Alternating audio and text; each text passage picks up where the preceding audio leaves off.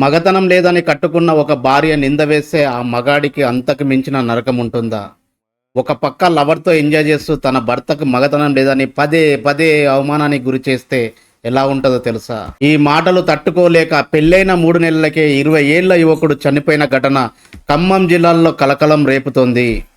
అసలు విషయం ఏమిటంటే సదర్లాల్ అనే వ్యక్తి తన తండ్రితో కలిసి మేకల వ్యాపారం చేసేవాడు. గత మే నెలల్లో హర్యానా తండకు సంబంధించిన ఒక అమ్మాయితో పెళ్లి చేసుకున్నాడు. సీన్ కట్ చేస్తే పెళ్ళైన 3వ రోజు నుంచే నీకు మగతనం లేదని సదర్లాల్ భార్య వేధించడం స్టార్ట్ చేసింది.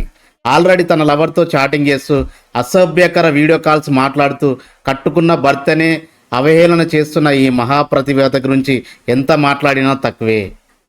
సరేలే, నాకు దూరంగా నా భార్య ఉంటే ఎప్పుడో ఒకప్పుడు తన మనసు మారి మళ్ళా నా దగ్గరికి వస్తుందిలే అని మనోడు లైట్ తీసుకున్నాడు. ఇటీవల సీట్ల పండుగ సందర్భంగా అత్తవారి ఇంటికి వెళ్ళినప్పుడు అక్కడ కూడా తన కుటుంబ సభ్యుల ముందు వీడికి మగతనం లేదని, వీడొక లంగా అని, వీడికి ఎక్కువసేపు చేయడం చేత కాదని సొంత మొగుణ్ణి అనరాని మాటలు అంటూ అవమానపరిచింది.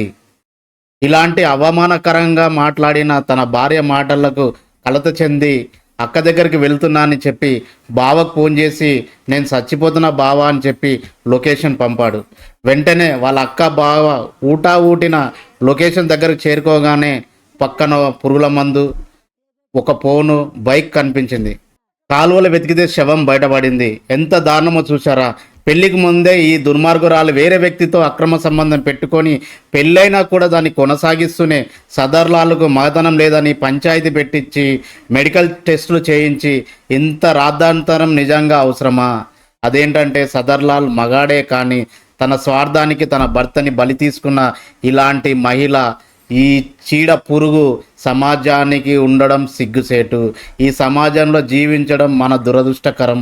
ఇలాంటి ఆడదాన్ని మనం క్షమించరాదు. సంఘటనకు తగిన మూల్యం తను చెల్లించాల్సిందే. అమ్మల్లారా, అక్కల్లారా, చెల్లెల్లారా, మీకు ఒకటే విషయం చెప్తున్నా. ఇలాంటి చీడ పురుగులు మీ స్నేహితురాలు అయి ఉంటే వాళ్ళకి ఎంత దూరంగా ఉంటే అంత మంచిది. ఇలాంటి దుర్మార్గురాళ్ళతో మీరు స్నేహం వదులుకోండి.